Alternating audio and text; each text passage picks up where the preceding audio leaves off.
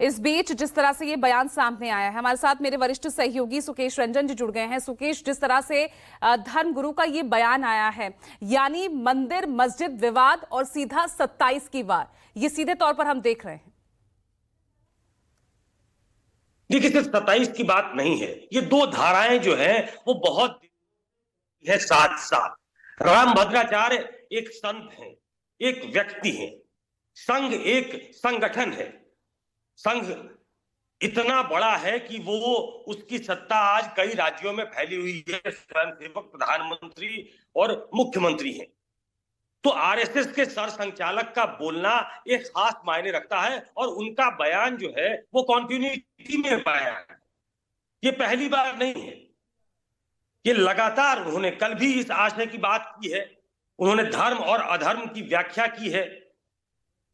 2022 में उन्होंने कहा था कि हर मस्जिद के अंदर शिवलिंग ढूंढना बंद करें। 2018 में उन्होंने कहा था, जब राम मंदिर पे फैसला आया था तो उन्होंने कहा कि यहां तक कहा था कि काशी मथुरा उनके एजेंडे में नहीं है। एक आस्था थी राम मंदिर में, संतों ने उसको आगे बढ़ाया, हमारा समर्थन था, बहुत दिनों से लोगों की आस्था थी, हम उसके साथ खड़े थे। तो मोहन भागवत का बयान जो है वो कॉन्टिन्यूटी में है, उसको उस तरीके से देखना चाहिए। मोहन भागवत के दिमाग में कई चीजें हैं और पहले मोहन भागवत की अपनी जो सरसंघचालक होते हुए जो उनकी अपनी अथॉरिटी है वो इस्तेमाल करना चाहते हैं। उनको संघ को वैश्विक स्तर पे भी देखना है कि ऐसी स्थिति न हो जाए कि उनके बारे में ऐसी धारणा बन जाए जो कि पहले से है। वो एक ऐसे सरसंघचालक के तौर पे जाने जाते हैं जो बड़ा हार्डकोर लाइन लेने के लिए मशहूर नहीं। वो बाला साहब देवरस की तरह है जो मुसलमानों को अपने साथ जोड़ना चाहते थे। मुझे अच्छे से याद है 2018 में विज्ञान भवन में कार्यक्रम हुआ था और मेरा ही सवाल था और उस सवाल में मैंने पूछा था बंच ऑफ थॉट्स का हवाला देते हुए कि उसमें तो कहा गया है कि कम्युनिस्ट, मुस्लिम और क्रिश्चियंस ये दुश्मन हैं। तो ये जब ये आपकी भावना होगी, ये आपकी सोच होगी, तो क्या संघ मुसलमानों के लिए स्वीकार्य होगा? क्या वो सर्व समाज के लिए स्वीकार्य होगा? इस सवाल के जवाब में उन्होंने कहा था कि समय काल परिस्थितियों के आधार पे संघ के नेताओं ने, सरसंघचालकों ने बयान दिए हैं और संघ ही हमें बदलने की परमिशन भी देता है, अनुमति भी देता है। यह अनुमति हमको हेडगेवार साहब ने दी हुई है। तो वहां से उन्होंने अपनी एक दूसरी लाइन खींची और स्वीकार्यता कैसे हो,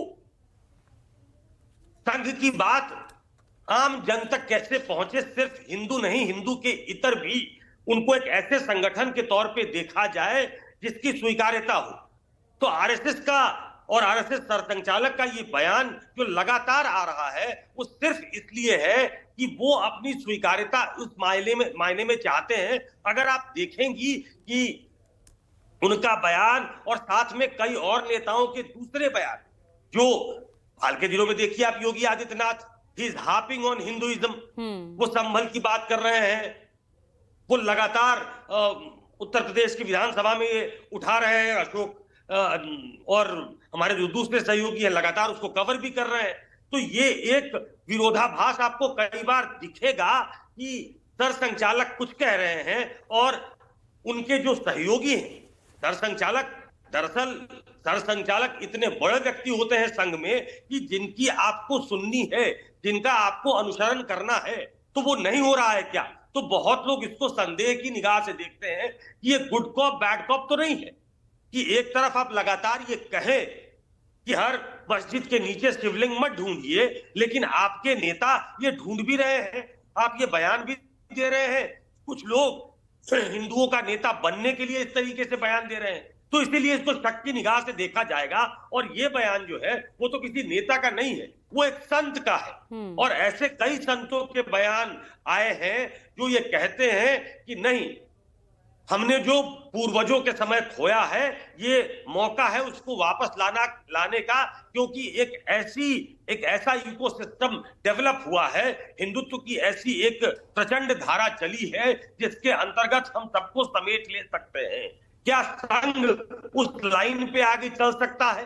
क्या संघ ये कह सकता है कि हम इन सारी मांग जो है उनके साथ खड़े हैं? मुझे लगता है कि सर संचालक मोहन भागवत उस राय के नहीं, वो इस तरीके से नहीं दिखना चाहते कि वो आक्रांता की तरह दिखें, और उनकी छवि जो एक एक्सट्रीम हार्डकोर जो जो जो मुस्लिमों में भी कट्टरपंथी जो दिखते हैं, वैसे हिंदुओं में उसी तरीके से उनको रेट किया जाए या इक्वेट किया जाए, वो उससे बचना चाहते हैं। तो मुझे लगता है कि मोहन भागवत का ये बयान अपने आप में एक संदेश है, इसका असर आपको देखने को मिलेगा और वो बार बार इसको अंडरलाइन करेंगे। इसलिए मैंने 18 का जिक्र किया, मैंने 22 का जिक्र किया, मैंने 24 आखिरी में जो वो कह रहे हैं उसका जिक्र किया।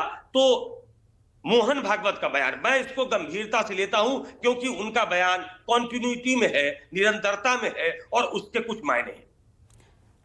ठीक है, ठीक है, बहुत बहुत शुक्रिया आप दोनों का हमारे साथ जुड़ने के लिए इस बड़ी खबर पर। और देखिए, इस बयान को लेकर अब आगे और ज्यादा यहाँ पर राजनीति होती नजर आएगी, क्योंकि कहीं ना कहीं मोहन भागवत के बयान को लेकर अब यहाँ पर धर्मगुरु रामभद्राचार्य उन्होंने भी विरोध जताया है।